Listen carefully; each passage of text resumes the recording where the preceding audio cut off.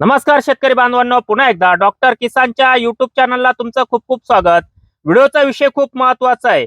बेदाणा शेतीमध्ये कमीत कमी खर्चात चांगलं टनेज आपल्याला जर मिळवायचं असेल तर आपण साधारणतः फ्लावरिंग अवस्था ते मण्यात पाणी येईपर्यंत कसं कामकाज केलं पाहिजे त्या संदर्भामध्ये व्हिडिओ शेवटपर्यंत बघायचा आहे। व्हिडिओचा विषय तुमच्या लक्षात आला असेल। बेदाणा तयार करताना, द्राक्ष शेतीत बेदाणा शेती करत असताना फ्लावरिंग अवस्था ते मण्यात 100% पाणी येईपर्यंत आपलं कामकाज कसं राहिलं पाहिजे जेणेकरून ममीफिकेशन होणार नाही। त्याचप्रमाणे आपल्याला बेदाण्याचं आवरेज चांगलं कसं मिळेल आणि आपला उत्पादन खर्च देखील कसा कमी राहील त्या संदर्भात व्हिडिओ शेवटपर्यंत बघायचा आहे। ज्या शेतकऱ्याच्या प्लॉटमध्ये आपण या ठिकाणी उभे आहोत, सांगली जिल्ह्यामध्ये या ठिकाणी आपण उभे आहोत। माणिकचमन व्हरायटी आहे। मण्यामध्ये कुठंतरी पाणी फिरायला सुरुवात झालेली आहे। त्या शेतकऱ्याचं नाव या ठिकाणी मी जाणून घेतो। दादा, आपलं पूर्ण नाव सांगा। प्रवीण तानाजी देशमुख, मुक्काम पोस्ट मळणगाव, तालुका कवठेमहांकाळ, कवठेमहांकाळ, जिल्हा सांगली। सांगली। आपला मोबाईल नंबर 7020373884। एकंदरीत काय अनुभव आला? तुम्ही डॉक्टर किसानकडे जे वेळापत्रक घेतलं, जी फी भरली आणि जे वेळापत्रक सुरू केलं, तर आतापर्यंत काय अनुभव आला तुम्हाला दरवर्षापेक्षा? दरवर्षापेक्षा असा अनुभव आला की खर्च कमी आणि उत्पन्न जास्त आहे। त्याची ही जास्त आहे। आपल्या औषध फवारणी कमी लागली आणि खर्च कमी आहे। क्वालिटी पण सुंदर झाली, मार्केटिंग सारखी क्वालिटी झाली। आता हे मण्याचं लष्टर आत्ताशी कुठंतरी मणी मऊ पडतोय। तर एक प्रश्न तुम्हाला विचारतो की तुम्ही करत असलेली शेती आणि डॉक्टर किसानचं मोबाईलवर आलेलं वेळापत्रक, यामध्ये तुम्हाला काय तफावत जाणवली, काय फरक वाटला? हे आता अशी माझ्या ह्यानं प्रत्येक वर्षी 1 लाख 1.5 लाख रुपये खर्च होत होता। यंदा निम्म्यान खर्च कमी आलेला आहे। नक्की नक्की। आणि मालाची गुणवत्ता, क्वालिटी वगैरे? क्वालिटी एक नंबर वाटते आणि कुठे बर्निंग सुद्धा झालेलं नाही। प्रत्येक वर्षी बर्निंग कॉनिक नसल्यामुळे बर्निंग भरपूर प्रमाणात होते। स्पेशल स्प्रे आले होते तुम्हाला वेळापत्रक? स्प्रे मध्ये 13-45 आणि मॅग्नेशियम सल्फेटचा स्प्रे 4 दिवसाला आले होते। तुम्हाला एक स्लरी आली असेल गेल्या 8-10 दिवसापूर्वी, फोस्ट्रोक सिंगल सुपर फॉस्फेट निवळी आणि गुळ 4 किलो एकरी प्रमाण दिलेलं। दिल्यानंतर वरती काय फरक झाला? आपटेक चांगली दिसते, फुगवून साईज चांगली दिसते, काळीची मॅच्युरिटी चांगली दिसायला लागली। मॅच्युरिटी चांगली झाली तर मॉमिफिकेशन होत नाही। बेदाणा आपल्याला शुगर चांगली येते, बेदाणा चांगला मिळतो।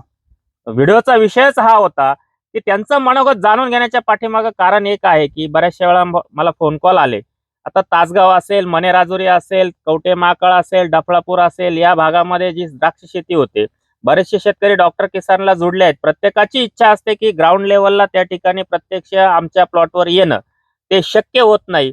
पण कुठंतरी एखादा शेतकऱ्याला एक साधारणतः अर्धा 1 तास म्हणजे या दौऱ्यावर असताना प्रत्येक तालुक्यामध्ये एक शेतकऱ्याला भेट देऊन खरोखर डॉक्टर किसानचं काम काय चालतंय, आलेलं मोबाईलवरचं वेळापत्रक शेतकऱ्यांनी तंतोतंत वापरल्यानंतर असा रिझल्ट आपल्या समोर येतो।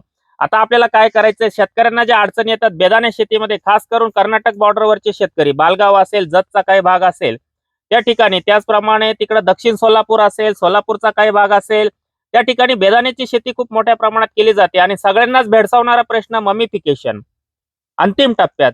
आता व्हिडिओचा विषय वेगळा आहे, फ्लावरिंग स्टेज ते मण्यात पाणी येईपर्यंत, पण अंतिम टप्प्यात ममीफिकेशन का होतंय, पिचकेपणा का होतंय, मण्यामध्ये पाणी राहतंय, गर का येत नाही, त्याच्या पाठीमागचं पहिलं कारण तुमचं फ्लावरिंग स्टेज जे आहे तिथून सेटिंग नंतर जे काही कामकाज मण्यामध्ये पाणी येईपर्यंत आहे तिथं तुम्ही चुका करता। जसं त्यांनी सांगितलं की एक 10-12 दिवसापूर्वी, म्हणजे एक साधारणतः 70-75 दिवसापासून 80 दिवसापर्यंत हा जो 70 ते 80 दिवसाचा पिरियड आहे, इथं आपल्याला ही स्लरी त्यांनी सांगितलं की सिंगल सुपर फॉस्फेटची 50 किलोची निवळी, 5 लिटर फोस्ट्रोक, 4 किलो गुळ, हे दिल्यानंतर वेलीमध्ये फॉस्फरस हा जवळजवळ 60% पर्यंत उचलला जातो, अपटेक केला जातो आणि फॉस्फरस वेलीमध्ये ठासून भरल्या गेल्यामुळं पुढे जाऊन आपल्याला पोटॅशची मात्रा 100% द्यायची आहे।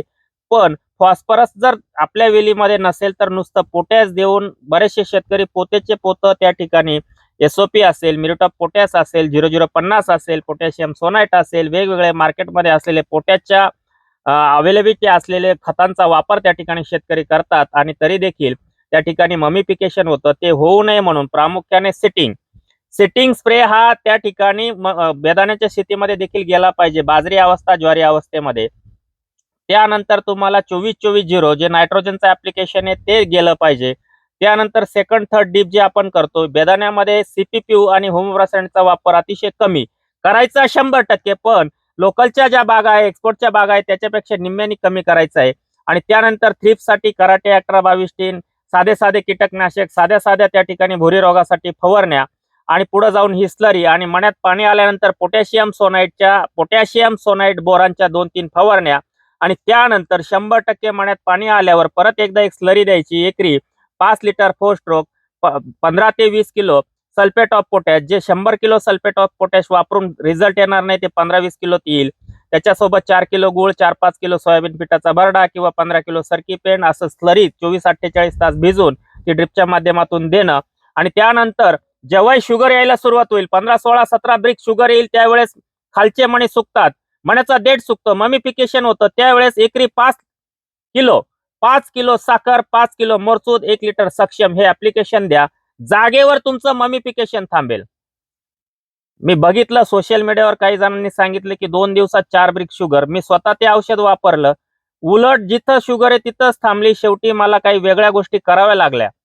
इथं मला कुणाचंही मन दुखवायचं नाही, परंतु डॉक्टर किसान गेल्या 6-7 वर्षापासून शेतकऱ्यांसोबत जे काम करते, एक काल परवाचा व्हिडिओ बघितला असेल वांग्याचा, त्या शेतकऱ्यांनी सांगितलं की इथं कुठलाही झालझोल नाही, आणि कुठलाही झालझोल किंवा या गरीब बिचाऱ्या शेतकऱ्यांच्या मनाशी खेळून त्यांची पिळवणूक करून पैसा कमवून तो कुठेही आपल्याला त्या ठिकाणी लाभणार नाही. शेतकरी जसे जसे वाढत चालले त्याच्या पाठीमागचं कारण आहे शेतकरी हित, शेतकऱ्याचा उत्पादन खर्च, त्याच्या उत्पादनात वाढ, बाजारभाव आम्ही तुम्ही कोणी आपल्या हातात नाही, परंतु द्राक्ष शेती इतरही शेतीमध्ये आपल्याला तोच एक आपल्या हातामध्ये उत्पादन वाढ कशी करता येईल आणि त्या उत्पादनाचा खर्च कसा कमी ठेवता येईल, आणि तो कमी ठेवताना उत्पादन वाढवताना आपली जमीन काळी जी आई आहे, आपली जी माती आहे, जी आई आहे, तिला सुपीक कसं बनवत जायचं हे आपलं स्वप्न त्या ठिकाणी आहे, आणि ते 100% पूर्ण केल्याशिवाय डॉक्टर किसान राहणार नाही. परत एकदा देशमुख साहेब तुमच्याकडे तो शेवटचा प्रश्न विचारतो. बेदाणा शेती असेल किंवा इतरही शेतीमध्ये तुम्ही व्हिडिओ बघता, तुम्ही स्वतः अवलंब केला, इतर शेतकऱ्यांना तुम्ही काय सल्ला द्याल? माझं एवढं म्हणणं आहे की सर्व लोकांनी शेतकरी बांधवांनी डॉक्टर किसानचं मार्गदर्शन घेतलं पाहिजे. का घेतलं पाहिजे? जे उत्पन्न जास्त आणि खर्च कमी आहे असं मला वाटतं. तुम्हाला जो अनुभव आला, तुमचा नंबर दिलाय, शेतकरी मित्रांनो, आजूबाजू शेतकरी इथे येऊन बघू शकतात की खरंच खर्च कमी येऊन उत्पादनात वाढ होती का, हेच सांगायचं तात्पर्य. आणि म्हणून प्रत्येक दिवशी वेगवेगळ्या पिकाचा व्हिडिओ तुमच्यापर्यंत देण्याचा प्रयत्न असतो. व्हिडिओ आवडल्यास, चॅनलला प्रथम आल्यास तो सबस्क्राईब करून व्हिडिओला लाईक आणि शेअर करायला विसरू नका. नमस्कार.